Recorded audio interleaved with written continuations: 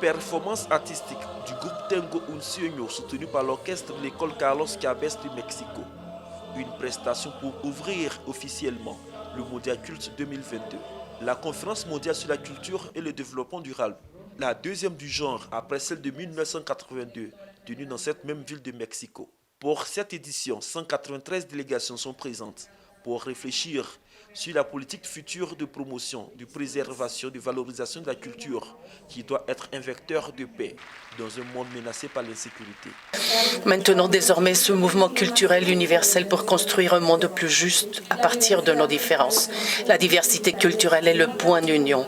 Elle est la force et non la difficulté à surmonter. C'est la meilleure toile pour la liberté créative, pour l'imagination et la création.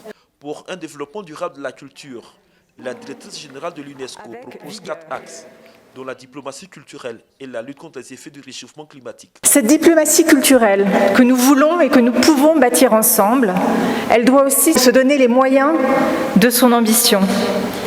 Cela passe d'abord par des outils communs de mesure, car pour décider, pour orienter, pour comparer, il nous faut des indicateurs, il nous faut des définitions communes. C'est la raison pour laquelle nous avons travaillé à des indicateurs Culture 2030, tous ensemble, à l'UNESCO. Au nombre des pays présents, la Côte d'Ivoire, dont la délégation est conduite par la ministre de la Culture et de la Francophonie, une présence pour porter la voix du pays à ce rendez-vous international. La Côte d'Ivoire, comme vous le savez, est un pays culturel par essence, riche dans sa diversité, riche par son patrimoine matériel, immatériel.